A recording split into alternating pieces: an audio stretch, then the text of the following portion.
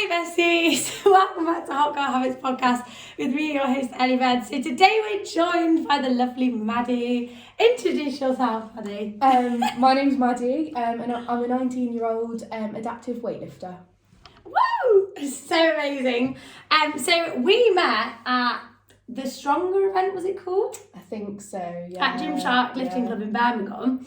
When was that? Was it about maybe a year and a half ago? Yeah, it's got to be. Yeah. A year ago? Yeah. It was in the flow room, wasn't it? Because Sophie Butler was there and everything. Oh, yeah. she did her talk, and then I feel like we were talking, and then you joined JD after that, I think. Yes. Oh my gosh, good times. That seems like ages ago, doesn't it? It literally was. I feel like I can barely remember. But yeah, so we met then, and then I've just watched your fitness journey since then, and I feel like you came so far in that space of time. So do you want to talk us through your fitness journey, how you've got to where you are now? Yeah, so I just started going to loads of Gymshark events. So I think my first one was July 2021. I want to say it was the On The Move event or something. And I just saw a ticket. I was like, yeah, I'll go and have a look. Had no idea what I was doing. And nobody seemed to care that I had no idea what I was doing, which was quite nice. And then I've dabbled in and out of gyms before, but I was always pointed to a hand bike because I'm a wheelchair user. They just didn't think I could do anything. So kind of joined gyms, quit gyms, joined gyms, quit gyms. And then I met the world's strongest disabled man at a Gymshark event as well. And I just said, can you just give me some tips? And then I ended up starting seated deadlifts, and it's just kind of gone from there. So amazing. What's your heaviest deadlift now? 225 kilos. That's wild. That is so wild. heavy. It is. That is so good. When did you do that? At Live Manchester. Do you know what? I feel like when you're in those the Gymshark event vibes, it's very it's so motivating. I've got to do it. Literally, I had no thoughts in my head. It just left the floor. I was like, okay. The bar just lifted itself. I forgot to prop up my bench, which I normally do. I was just so in the moment. I went, yeah, you're coming up. It's happening. We're doing it. That's exactly. So fun. Where did they host the Manchester one? It was at the Central Convention Complex. So right in the middle of Manchester. That's so cool. Was it actually a gym, or had they built up the environment to be a gym? They built up the environment. It was crazy. There was a bodybuilding area, functional fitness. Oh, wicked. It was crazy, but it was so busy. I think they sold over 14,000 tickets. No, but I really wanted to go, but I just was it's so far. Considering the normal one, so we live in Coventry, so Solihull is where the normal one is, which is 20 minutes? Yeah, it's not I was I just can't. I can't. Yeah. They are such good vibes. I can't wait for the next one. It was amazing. But that is good. So did you meet, when did you meet the strongest man? Was that at that event? Or? November 2021. Oh, that's good. Yeah. And that got you into training. Do you follow any workout programs, or do you just sort of track your lifts and progress yourself? I kind of coach myself for a little while because I'm trained to become a PT myself. Amazing. And it's a great job. Yes. I'm just waiting to do my qualification, the final kind of exam, if you will. And exciting. I now follow a program. Danny, one of the lifting club coaches at Gymshark, he's started a program. So now he's coaching me, and I've got a comp coming up in May. So excited. Where is it? It's in Hull somewhere. Very nice. Yeah. What are you aiming to do? I'm not really aiming to do anything because it's just a raw comp. So it's I haven't really worked on my strapless ones just because I've got such a short space to lift from. I'm it's easy with straps, so that makes sense. You're not allowed to use them. I just want to show people I'll come here, I'll lift some weight. It's inspiring, isn't it? And I think it's people kind of will use anything to sort of almost as a reason not to do things, and it's there's always a way you can do it. You just have to find that way and work through it and get the right guidance, the right inspiration, and you can be that guidance to people when you're a PT. So that's good. Amazing. So what have the highs and lows been so far of trying to get into fitness for you? I think it's just kind of the exhilaration of kind of lifting weights or doing some other things, and you think, oh my god, I can push my body to these extremes and I can show people what I can do, because really my fuel is disabled people can, because there's so much of a stigma around you can't do this, you can't do this. I'm actually, what can I do? And then I think it's just seeing the reactions from other people when I'm doing it without realising that other people are actually taking things away from it, and then I'm oh, okay. But obviously with the lows, you hit plateaus. all the time, and you're just really there like, is it really worth it? I've had instances with gyms where like the lifts will break, or it won't be truly accessible, and I'll get like stranded in the gym, or I won't even be able to enter the gym, and I'm like, well, what am I really going for? Oh, that's so frustrating. And it just kind of like, it can be quite small things that really kind of send you into a spiral. Like, my mental health isn't great, and sometimes it's such a journey to even get to the gym, because I can pull up in the car park and be like, no, I'm not feeling it today. Or just put like 20 kilos on and be like, no, and I'll just like go like, I'm gonna go home or I'm gonna cry. I think that's the thing with like powerlifting as well, isn't it? I think it's very it's like every session is quite like go go go. Like you don't really have those like active rest. Well, you do, but like less so. Like the sessions that you love are like the ones that are really hardcore, like really heavy. But like you don't progress as much with powerlifting because you're working at such high weights. While I am at the moment, it's not like, oh, just add on 10 each side, it'll be fine. Like you can be, the 2.5s can be, you either get it or you don't. Honestly, those 1.25 plates. Oh my god. I hate them. Why do they weigh 20 kg each? Literally, I don't understand. Like, I put them on and go, this looks so ridiculous. And I'm like, oh, it's really hard. Suddenly I can't lift this bar. Yeah. It's so funny, isn't it? But then I guess that's like any type of like fitness or whatever, you're always going to have like it's always that progression does take time, and you get to a point where you can build up quite quickly, and suddenly it's like, oh, okay, like now I'm at the point where any progress is like a graft. Because I'm the kind of person that I want it and I want it now. But I think with like lifting, when I thought like, I think it was Christmas last year, I was around the 180 mark, and I was like, I want to get 200 by Christmas, which I did. And now I'm not really setting myself any goals. I'm just kind of seeing it will come when it will come, and I'm not trying to say I want to add another 100 kilos by the end of the year, because I have pretty much gone from nothing to 200 in the space of about a year and a half. That's so good. I know. And that's the thing, you have to look back and be like, oh, like a year ago I wasn't even doing half of this, so even though it seems like I've not progressed in the last month, you're like, but I have. And it's also focusing on the other little things, isn't it? Like, okay, this month maybe I've not progressed my weight, but like actually looking at, like, if I look at videos of like my exercises, my form is better and it feels better and I'm lifting it up easier. And it's like, I think sometimes it's just not focusing on like the end goal of like, I want to lift 300 kg. It's like, actually I want to lift this weight really well. It's just, I quite like going into like the weight section, and there's all the big muscly beefy men, and I'm just piling on all the weights. I'll just steal the weights from everywhere, and they're all like staring at me, and I'm like, yeah, I'm gonna lift this, so what? And then I bet you can't. Exactly. They're kind of looking at me going, no. And I'm like, yeah. She's like, you don't even know. Exactly. Oh, I love that. That's so good. And I think as well, it's like sometimes I always think to myself anyway, the days when I don't want to train, I'm like, these are probably the days where I need to train the most. Because it's like, I'm going to get such a mental benefit out of doing this workout. And especially if you are someone that like suffers with your mental health, I think that is almost the best goal for fitness. Like, I think it's so easy to overthink it and be so focused on like the end result, but it's like, actually today I just want to go to the gym and I want to walk out and feel better than I felt when I walked in. Like, even if I don't do that much, even if I lift 40 kg instead of 200. I think in powerlifting, it's such a mental sport as well. Definitely. So like when you're suffering with your mental health, you just want to focus on something completely different. You want to work on something kind of low weight, and you just like, I've done it, not like deadlifting where I'm lifting a lot and then I'll go, oh, I'll do 40 today, because I'll go out thinking, why the hell did I do that? That's not good enough. I feel like everyone's their own biggest like critic in that sense, though, aren't they? I'm such a so bad for that, and I'm like, that was rubbish, and then I'm like, actually a year ago I couldn't even do that. So even though that's why I film everything, to kind of look back and go like, that was crap, that was amazing. Like, I think videos are helpful because it's really hard, especially with like exercise. Like, you might feel really good, but then you actually compare it to like say a video from before, and you're like, oh, like, actually it felt good before, but it feels much better now and it looks much better, and like it's just nice to see it. That didn't feel like it left the floor, and then I watched the video and I'm like, oh, it did, but I still don't like it. It wasn't quite what I was aiming for. So like, I got a PB, but I'm not going to call it PB because I don't like it. It's so harsh on yourself. I know, literally. I think everyone is though, and I think I feel like it's like a blessing and a curse, because on some days you need that like strictness with yourself to be like, I'm gonna do this, and I'm gonna like, and then some days you're just like, I need to be nice to myself today. And just, that's why I've started working with a coach. I'm like, you need to give me a kick up the arse when I don't want to do it, because I know I won't do it to myself. It is motivating though, having a coach, isn't it? I think it's it gives you that accountability as well of like, oh god, I should go because they've told me to. Yeah. What gym are you training at the moment? Warriors World in Baggington. Oh yeah, So it's do a you little find that independent good gym. for like accessibility and stuff? Oh, definitely. It's all on one floor. Oh, that's good. And it's just quite a nice, friendly gym because it's independent as well. So That's it's really nice. Oh, I think my pole studio has opened a studio there. Yeah. Yeah. Is it this month?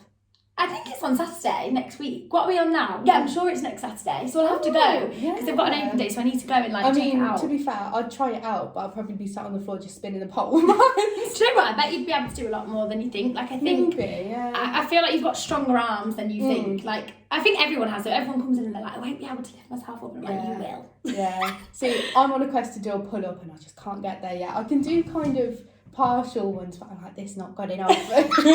No, that's good. What are your fitness goals at the moment then? I'm getting into Olympic lifting as well, so I'm starting to do some like cleans and jerks and stuff like that. Nice. Dabbling in CrossFit a little bit as well, just kind of like testing the waters, seeing what I can do, and just figure out what I like, really. Yes, love that. There's a girl, is her name Ellen Field, yeah. Yes, I follow her on Instagram and she's amazing, and she does a lot of like CrossFit style training. Yeah, she's very, very good at CrossFit. Really cool. Yeah. I watch her videos and I'm like, how are you so strong? Like, so strong. Yeah, she's amazing. Incredible. Her pull-ups, I'm like, oh my god.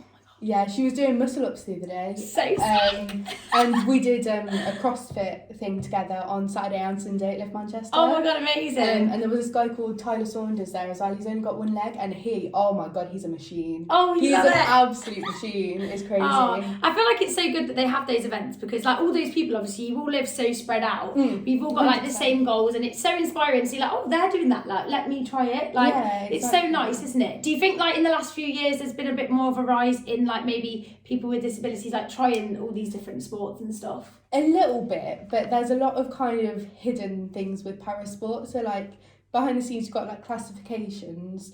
So like that's what you see in the Paralympics. You have these letters and numbers before the race, which probably means nothing to people.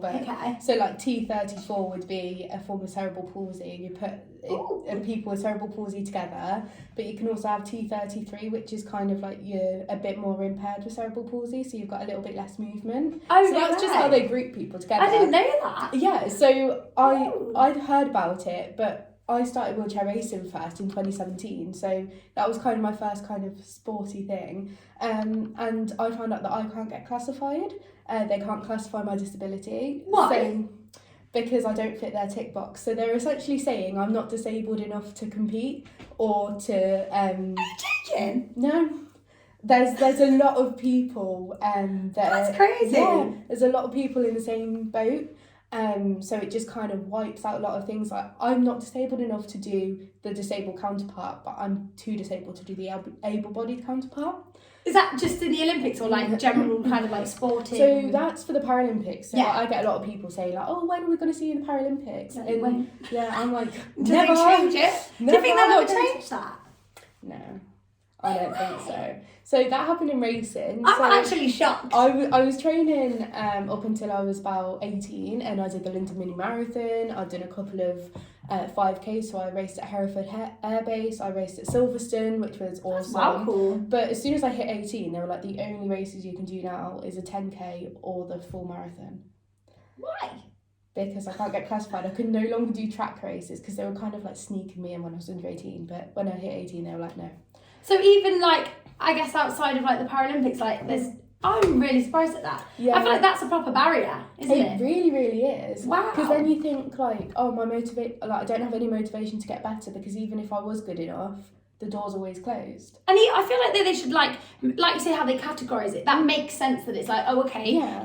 But surely there needs to be a category for anyone. Exactly. It makes sense, but they're not including everyone. It makes sense if you include everyone within your categories. It's like when places say, oh yeah, we're inclusive, oh yeah, we're accessible, but there's 2 steps to get in.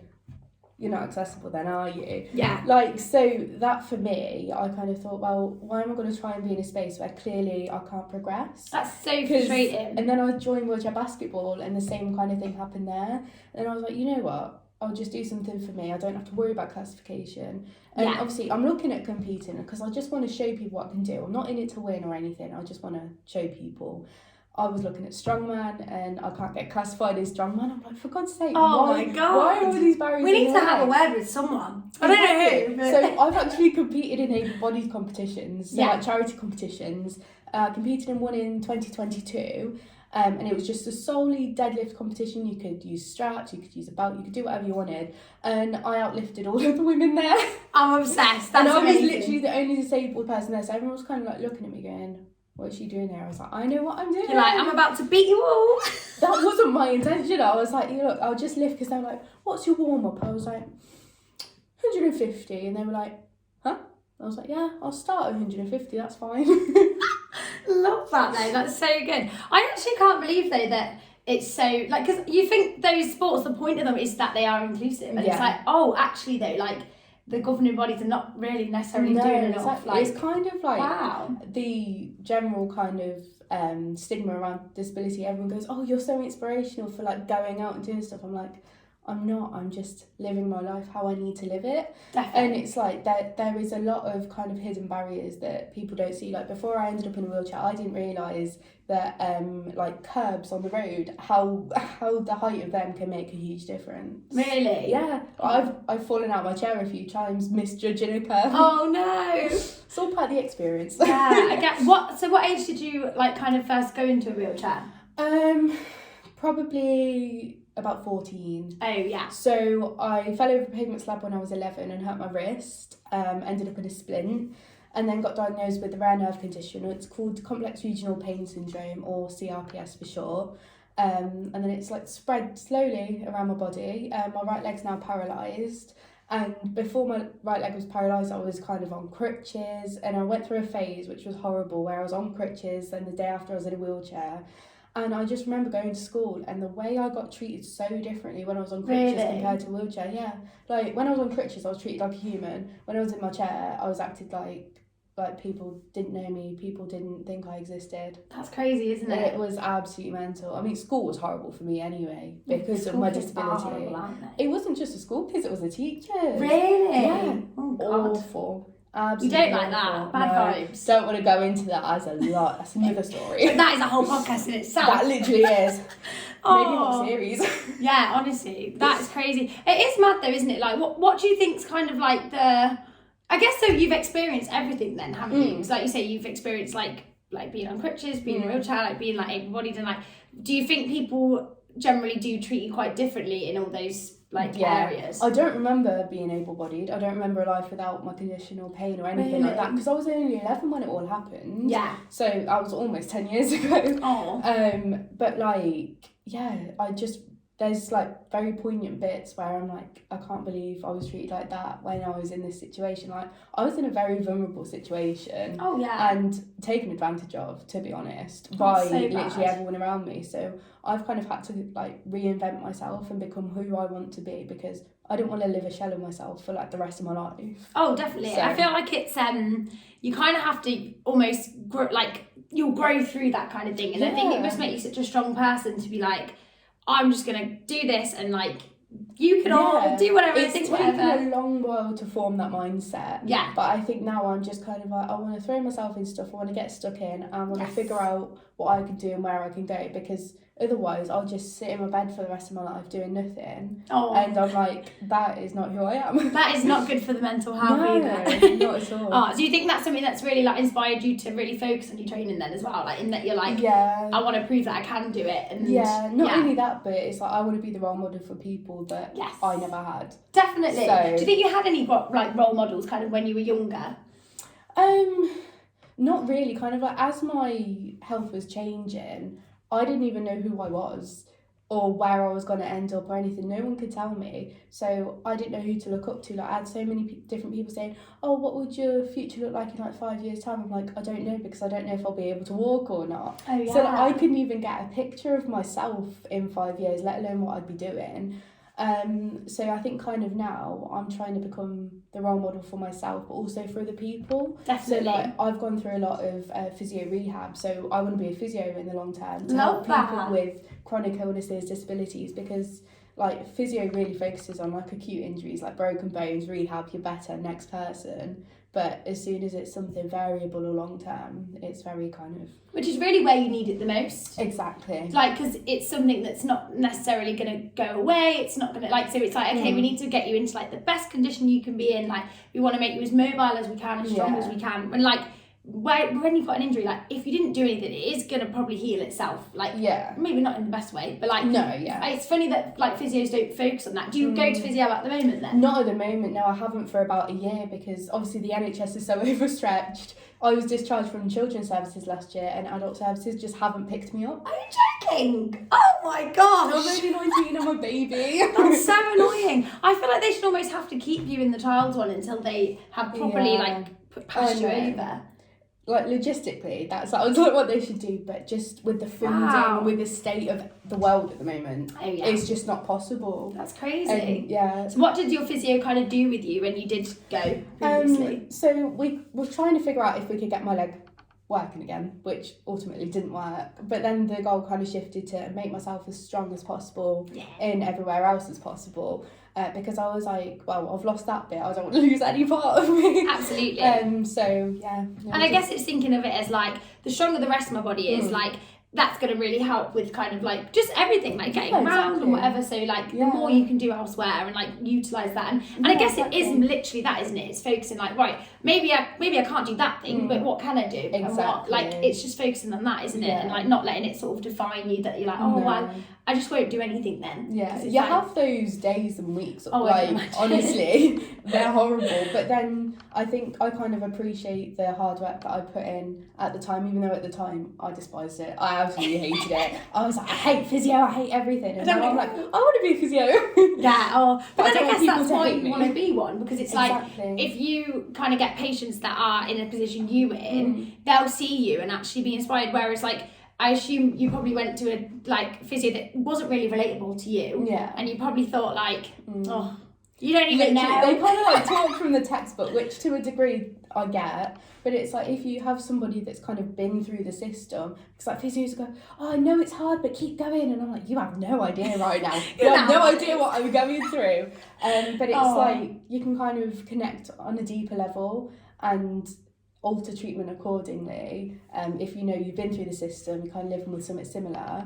So like, I'm not saying physios don't have empathy, but sometimes some of them just don't want to know. I guess as well, it's just that thing of like they've never experienced it, so even if they are really empathetic, you're like, you don't know though, like you just don't know, like you can never really, like, you can be like, oh, I can understand it's really hard and it's really difficult and whatever, but it's like, unless you've actually been through something, like, you can never understand it, do you know? Like, really. And the amount of times I've just wanted to, like, shout at physios going, go away, I don't want to know.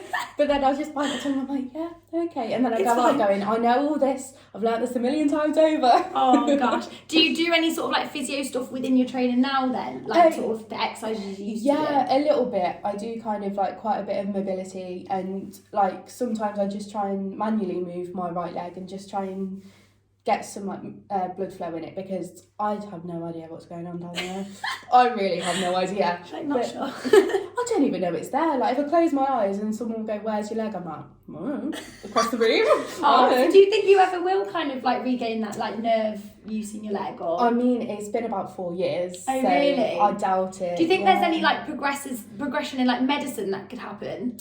It's hard with nerves, isn't it? Once they've not been used for a certain length of time. But the thing is, on my scans, everything's showing is fine. So they don't actually know what's wrong with me. No way! Yeah. I'm a medical mystery. That's but like, I tried an exoskeleton as well. I don't know if you've seen them. So like they attach around your waist and your legs. And they're basically like robotics that help you move. So I tried it and I got them to dial it all the way down on my left one, because my left leg works a little bit. And then dial it all the way up on my right leg. But what I found out by doing that is that my hip has no function. Oh. So my hip is meant to kind of initiate the robotic movement, but my hip had nothing, and I kind of came away from it going, oh, it's worse than I thought. Oh no. I was like, oh dear. Oh no. So did they give you anything that they recommend to go away and do following that? Or was it kind of just like, oh, well, here's some information? Yeah, it was kind of like, oh, that didn't work. I'll talk to some guys and then get back to you. And then they never get back to you. Huh. That's so interesting. That's like the story of my Is life. there any sort of like support, like groups or anything like kind of within like your condition? Yeah, so there are some, but because of my condition, there's so many like sub-conditions that are related. Yeah. And at the moment, my doctors are kind of flitting about, do you have this, do you not? Like on top of it. And I'm just there like, I don't know what's wrong with me.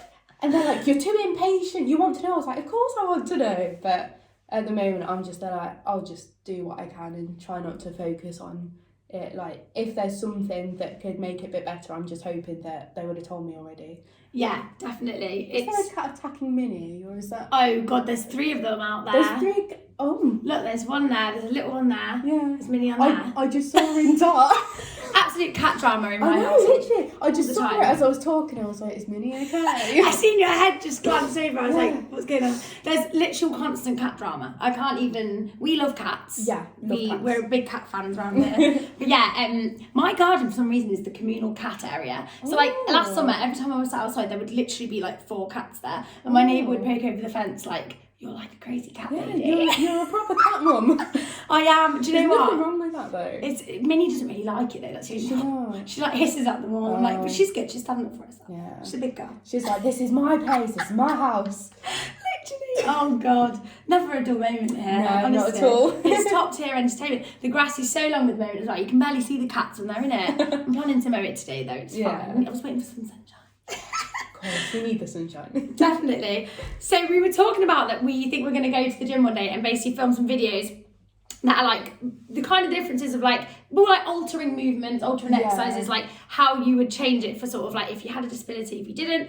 And I feel like that would be really useful. So what do you think, what kind of exercises do you think we should do when we do it? So I think kind of like deadlifts as well, because obviously that is a definite, like the way you do them are completely different. Yes. And probably like Olympic movements like cleans as well, because ones that you mostly have to use your legs with, and then for me, you just kind of eliminate that completely, because bench press is pretty much the same, leg press is pretty much the same, only I can use one leg, you'd use 2, or I mean if you want to do single leg ones you could. Yeah, it's just kind of like, you know, the like full body movements. Yeah. So like you show how like conventionally you do them, and I just show like how you'd adapt it. Yeah. Yeah. I think it's really good though to see that, because I think, say like even yourself, maybe like, I don't know, like 6 years ago or something, if you saw that, you might think, oh my God, I literally never even thought exactly that I could do it that way. I just thought it was something I would never do. And I think it's always thinking of it as, like, I knew a girl called Siobhan, and she's a Paralympic athlete. She does basketball. Yeah. And we were talking about something along these lines once, like we were just messaging, and she said that she was like, oh, it's very much not thinking about like you can't do stuff, because you can always do some sort of variation. She said it might not be exactly the same, but there is a way you'll be able to do it. And like it's just finding that way. And I thought that's such a good way to think of it, isn't it? Like it's not being like, well, I won't ever be able to do that. It's just like, okay, let me have a sort of research. How could I do this? How could I adapt it? That's the thing, you research, but then there's nothing out there to kind of give you ideas. It's going to be you. You're going to be out there. Yeah, exactly. Because I remember kind of thinking, like, oh, how would I do a pull-up? So I'd be on Google and I'd be like, that's telling me how to jump up to the bar. I'm like,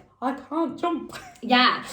What's your, like, the hardest thing you've tried to adapt so far? What's the thing where you thought, this is hurting my brain, I don't really know? Oh God, literally everything. Every single but one. Probably pull-ups. Oh my God, I've got boxes, I've climbed on boxes.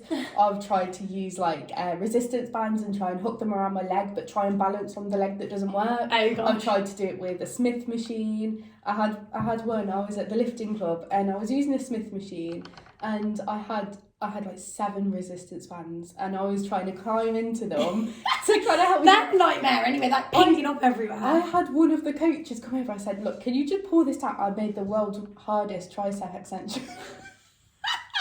It was. I bet they were like, oh gosh. It was so funny. We were both trying to do it, and they were like, get in. I was like, I can't. And then I was like, I put my knee on their foot, and I was just oh laughing. God. How do you do them now then? What was the end result? I'm still trying to get there. Still getting there. I've kind of, with a box and a resistance band, I kind of can get there. I feel like Ellen's the girl to go to for that information. So like I did ask her, and she just like clambered on a box and just started, and I was like, it's hard, isn't it? Because I guess if your initial starting point isn't the same as someone else, like just everyone's so different, like genetically and like what you've trained before and where your strengths lie. Like she might have been able to be like, oh well, I just grab it and go. Whereas, and it's like even with like someone who's able-bodied, like the way you're going to approach an exercise, everyone's starting point is so different. Like, I have some clients, when they first came to me, if I just said, okay, well, we're going to use a band and you're going to do a pull-up, they'd be like, absolutely not. I can't even hang from the bar. No. Let alone, like, move. Like, so the difference with me, like, I find the majority of people I've spoken to, like, at Gymshark or just generally, they were sporty before their disability and then got back into sport. Yeah. I was never sporty. So I'm like, did you do any sport as a kid? No, I did dancing when I was like 2, and then until I was about 7, but then after that I just was not sporty. And I guess that's a bit, and I guess the age it happened as well. You're so young then that like, I guess like not that many, other than maybe running around the playground, there's not necessarily like, you're not going to be that into a sport really. No, exactly. Anyway. Also like PE, I was actually banned from PE. They told me I wasn't allowed to do it as a health and safety hazard.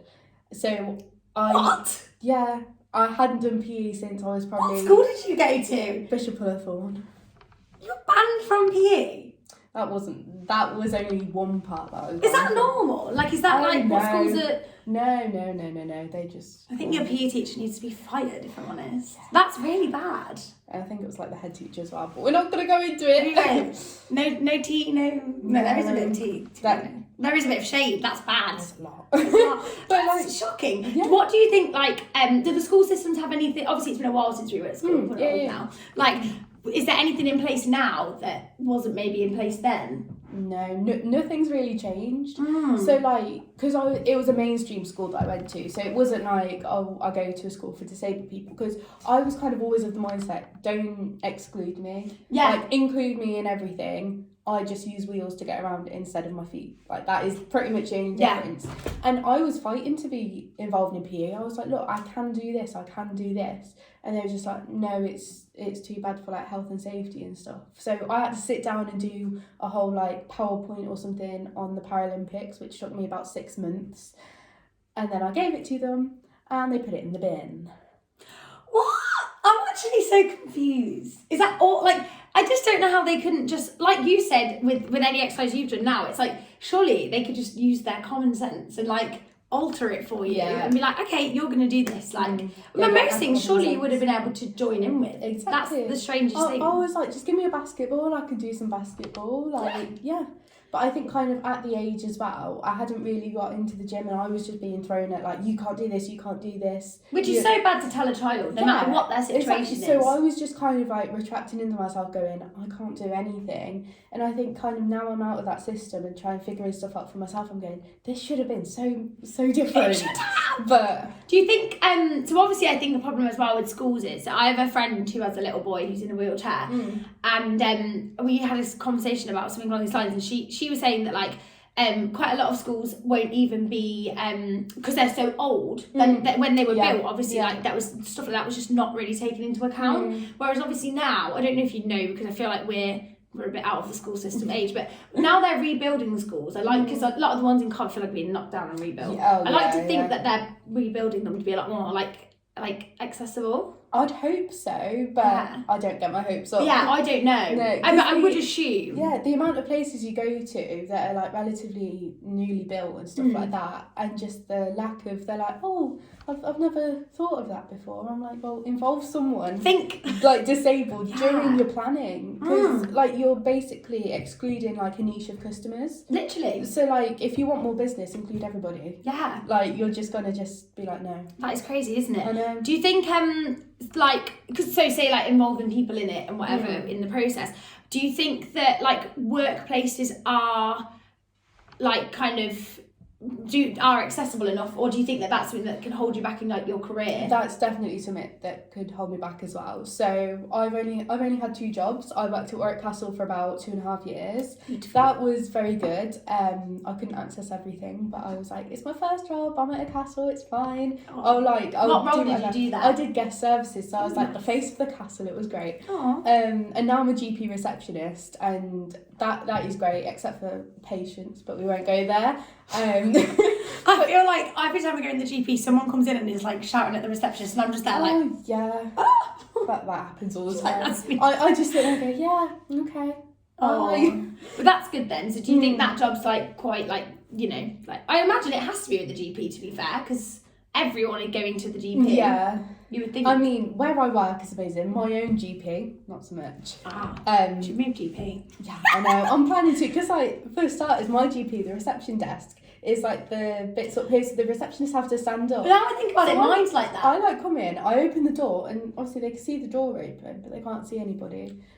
And then like I go round to the little window At at the a GP side, as well? yeah, which is normally blocked by boxes, and I knock on the window. They're like, "Can you come round here?" I went, "No, No, I can't. can't. You won't be able to see me." And I'm not shouting at you. No. Because like if I shout at you saying like, "I've got a problem down there," like I'm not doing that. The I'm whole not doing surgery that. doesn't need to know. No. Yeah, that's And crazy. then they'd know it's me coming to the doctors. Like obviously I'm a regular at doctors. Like they probably hate me, but they'd put me in rooms that are upstairs, and I'm like, "Look at me, have a good look at Are me. they all right? You don't have a lift. There is no way." There's I'm no getting lift it in then." there. Do you know what? I don't think there is. Mine's in like quite an old building. Yeah, I think So, yeah, I mine don't is, think there but- probably is a lift I mean, either. But like, surely common sense, you book them in for doctors that are downstairs. Exactly. Loads of rooms. But like even still, like in the way the world is at the moment, it's like you see there's a hell of a lot of disabled people. There's like I want to say it's like a quarter of people in Britain have a disability. That's mad, isn't So it? that is a lot of people, and yes, not all of them will be physical, but you've got to make arrangements and modifications for those people, especially at a GP surgery. Oh, that's like the healthcare services. Like, if they can't do it, you think, God, there's no hope for bloody other places. Is literally. there? That's insane. So, I'm are you like- enjoying like working there? Do you feel like that's like a And to be fair, if you want to go into physio, I feel like that's the perfect. Like, you'll meet good people to network with there and stuff. So like my receptionist job and then PT when I get there, I'm basically a physio already, but it's the same thing. yeah, exactly. What's your plan with like when you get into PT and like what do you want to do with it? I want to do a bit of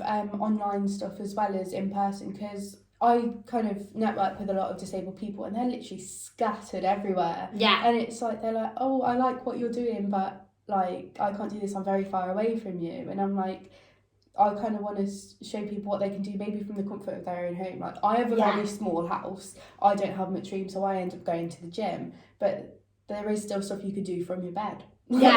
And I guess that's the perfect like entry level thing into fitness. Like I think people get so overwhelmed by going to the gym, and then let alone if you're like, oh God, like what if the lift isn't working today? What if like exactly? I don't know, what if I get there and there's not a lift? Yeah, Or... being a woman going into the gym is hard enough anyway, but add a disability into it, you're like, everyone looks at you and goes, "What the hell are you doing here? You've come to the wrong place." Like they don't Which is think so you sad, belong isn't it? there. Really, because it's like everyone's at the gym for the same reason, like to work on themselves, and it's like we said, like you can literally do anything everyone else in the gym can. You can probably deadlift more. Exactly.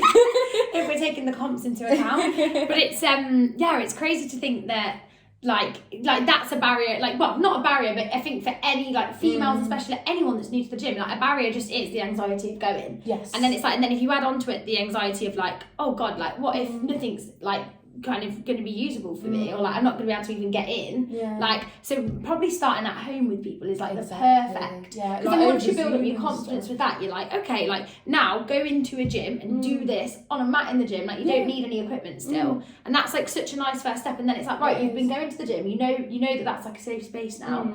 Now we'll try and use some, like, barbells. We'll try and use this. Exactly. Like, it is nice. Yeah. Are there any gyms that are, like, specifically designed for, like, use of, like, for people, say, like, in wheelchairs or anything like that? No. Is there not? No. That would be really cool. Someone needs to make that. Not that I've found, no. That would be good though. Yeah. But I guess again, it's that thing, like you said, everyone's so spread out and everyone's disabilities are so different. So like certain machines might suit you, but it might not suit someone else. Also, you want to feel like you're included with everybody. You don't want to be like segregated. You're So disabled, true. so you've got to be with disabled people. Yeah. Like, no, like I'm still a human. I Definitely. can do a lot. Just kind of like it's like the lap pull down machine. I have beef with the lap pull down machine. I'm short, okay. I'm very short. So I'll sit on the seat. I can't reach it. Oh no! I can't reach it, so I have to get someone to pull it down for me. Need a spotter. So then I do it, and then I end up just letting it go, and the weights clash, and I'm like, And everyone's like, who just slammed I'm that like, weight? that's not me. So I use cables, but it's kind of like at the point now I can lift the whole cable thing. I'm like, where do I go from here? Oh no! What's next? I know, What now? literally, I've completed the gym. I've got to quit.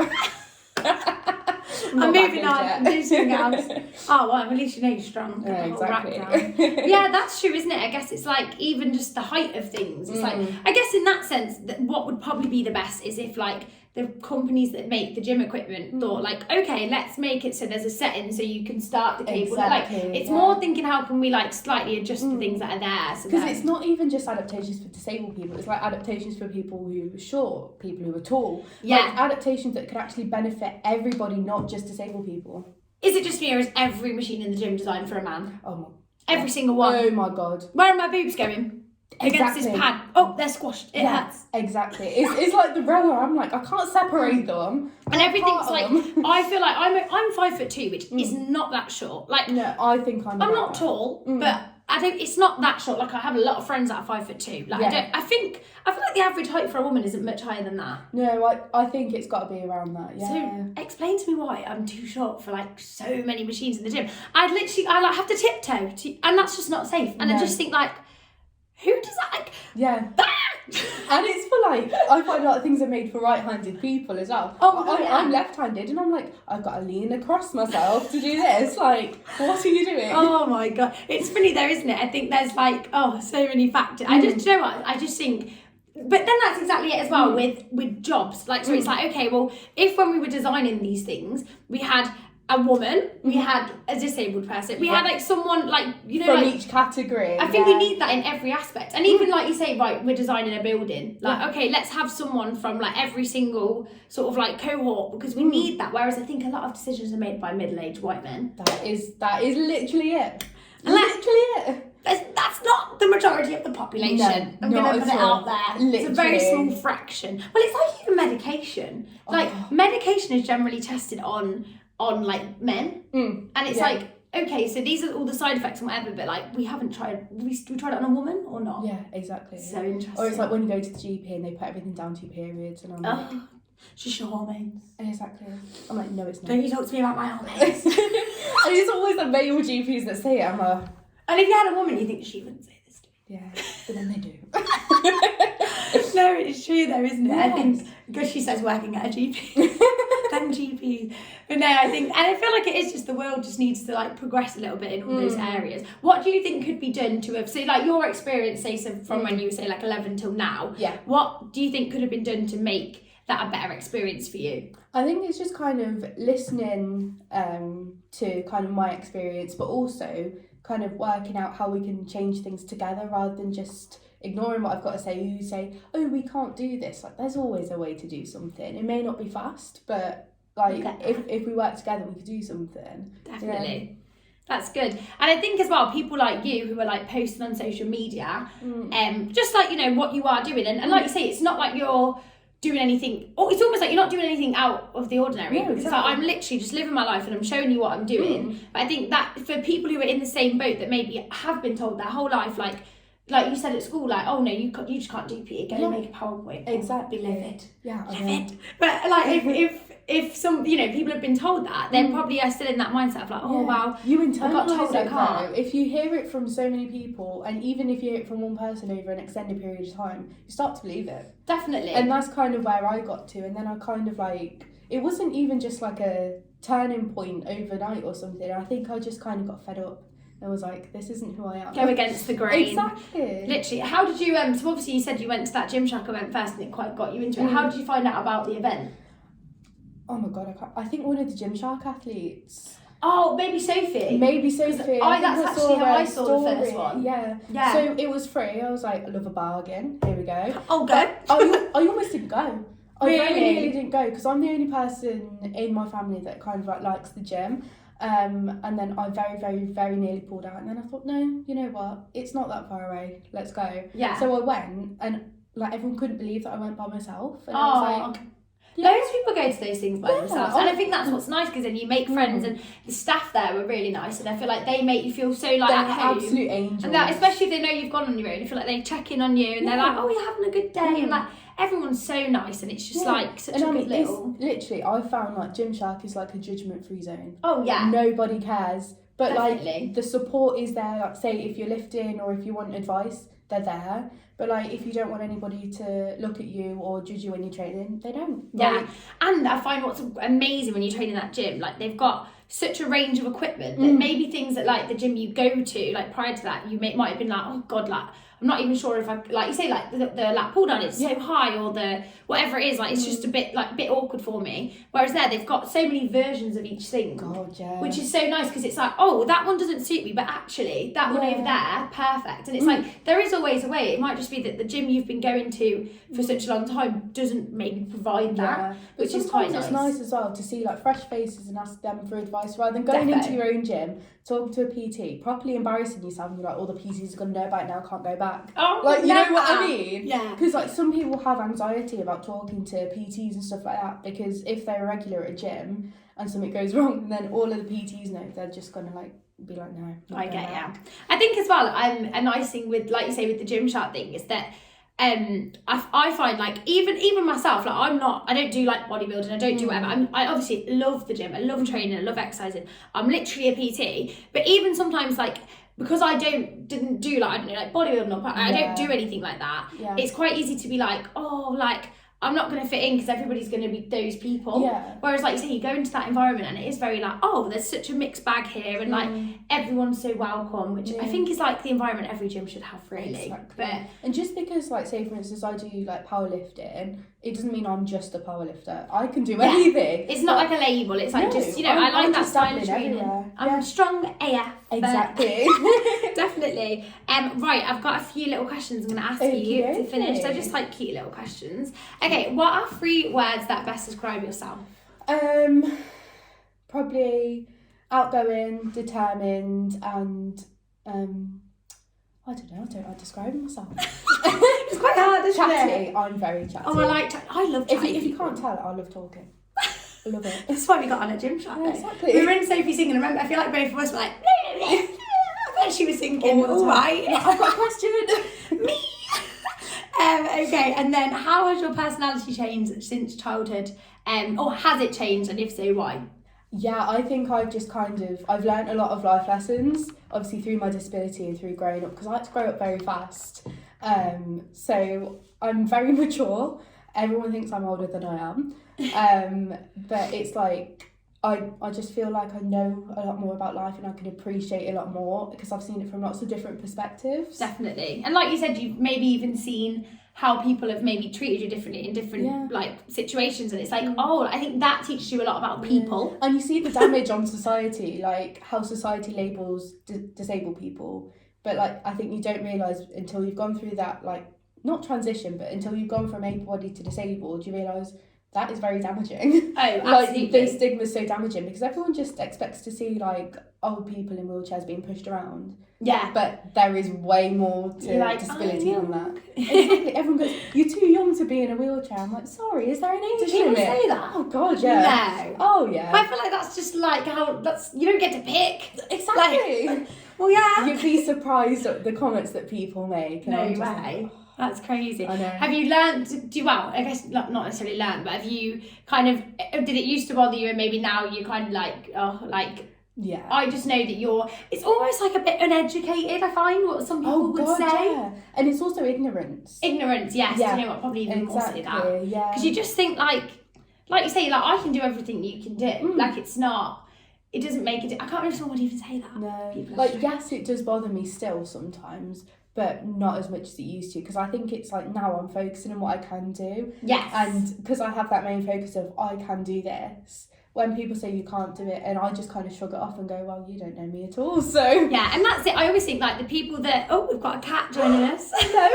I was wondering if she was going to do that. At the moment, she's in the camera. But yeah, the people that, like, know you aren't going to make those comments, and the people that make them, they're not people that matter. No, so exactly. I think that's the main thing. Okay, what quality do you admire the most about yourself? Me. Yeah. Probably my perseverance and determination. Yes. Just kind of like my drive. I love that. And I think as well, like, that's like one of the best, well, the best 2 sort of like characteristics you can have, because it's like they really shape you as a person. Exactly. And like, I think they're like amazing things. What is your biggest weakness? It's like a job interview, isn't it? I know. Saying no. Oh, are you a yes lady? I am. But also kind of having people give me constructive criticism and saying, you can't do this. And I'm like, yes, I can. It's like, I just hate people telling me what I can and can't do. Yeah. But then I guess that's being a yes person sometimes is good, because it's like, if somebody said to you, oh, do you want to try a deadlift the first time, and you were like, no. Yeah, exactly. You wouldn't be where you are today. Exactly. So it's like, but it's also a blessing and a curse, because if you can't say no, people just walk all over you. Yeah. I feel like I used to be a proper yes, but I think I still am to an extent, but I think I've learned who to maybe be a yes person too. Exactly. I definitely, but I think I'm 25 and I'd say I only learned that in the last year. Yeah. And then I think it's interesting who you don't associate with anymore when you do that. It's interesting. You're like, it really is, yeah. The tea. What is your biggest strength? My cat loves that. She loves my crutches. She's like something new. I don't know what my biggest strength is really. I think I'm kind of like, just kind of like mentally, the barriers that I've had to overcome. I'm not like mentally strong, but I've come through a long way. So probably like, is it perseverance? Yeah. Maybe when you've like, you've made your way through these like hard times and it's, it's only getting better. Exactly. Okay, and then the last one, what scares you the most? Ooh. Spiders. I hate spiders. I despise them. Just really catchable. Right, everyone says this to me. I didn't even know cats catch them, first of all, until recently. And people said it to me and I was like, what? Apparently they do. I'm not going to lie, I don't want to jinx it. Let's touch wood a bit. I never see any, so I'm hoping that maybe it's because she's been eating them. I didn't know that was a thing. Does your boyfriend's cats eat them? No. I tried getting one of them off the ceiling and he literally screamed and I was like, oh. I think she'd be scared of the spider. She's a bit of a scaredy cat. Me too. Yeah, no, good answer. Good answer. But no, really, I think I'm scared of failure.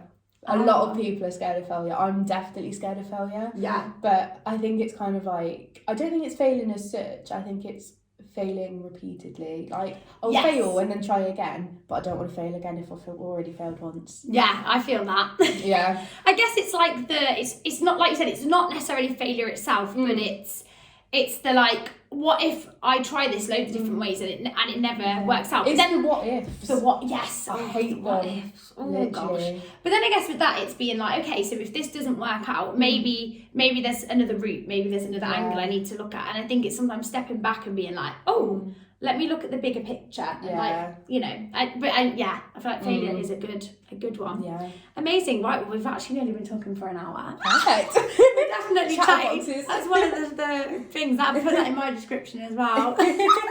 Amazing. Do you want to leave like a little, what's your socials? Where can they find you? Yeah, so my socials are MADDIE x GORGON, MADDIE with an IE. Because everyone doesn't know how to spell my name. I only assumed to spell it with an IE, though. Yeah. I've never known anyone with a Y. Do. But I think it's just kind of like... Hello. It's just kind of like, just be yourself and kind of figure out what you want to do and don't kind of stick with the crowd, because the crowd don't want what's best for you. Yes. So it's like, don't be afraid to do things by yourself. Like, you can feel a bit of anxiety and stuff like that, but take the first step is the hardest thing, but it's the most rewarding. Yes, I agree. And I think, like you say, it's like if you never maybe went to the gym because no one around you did, like you would never have got into fitness. And like you say, if you listen to the people, like the PE teachers saying that, you can't do this, then you would have just thought forever, like, well, exercise isn't for me then. And it's like, actually, it's probably brought such positivity to your life that it's like, you just don't listen to people sometimes. Exactly. Just go and do your thing. Amazing. Perfect. So if you want to follow the podcast on social media, it's Hot Girl Habits Podcast on Instagram, TikTok, YouTube, all the places. But yeah, on Spotify. It's on. You can listen to it anywhere. We release a new episode every Wednesday. And yeah, my own socials, we've got Elbird on Instagram, ELLBIRD. I feel like I have to spell that out because it's a bit of a weird one. And then I'm not spelling mine out. She's like, just with an IE. And then Ellybird Fitness everywhere else, so TikTok, YouTube, all of that. And thank you so much for joining us. No worries. If anyone has any further questions, I guess they can like drop you a message, drop us a message, and we'll send it over there. Could be a part 2 in the future. There can be. So if you like have any ideas of like things you'd want us to like talk about or anything like that, let us know. But yeah, I hope you've enjoyed listening, and hopefully, like you say, there might be someone out there listening that's not got into exercise yet because they thought maybe they'd been told their whole life they couldn't, and hopefully this will be your inspiration. Exactly. Keep an eye out on socials for the videos. Yes. And yeah, we're going to make some reels, so hopefully that will be helpful as well. And like, if you know anyone who this might help, like obviously send it over to them. Definitely send over like her socials, like, because that's just going to help anyway. We're just trying to change change the world. Yeah, absolutely. So thank you so much for joining us. No worries. And we will see you next week. Bye.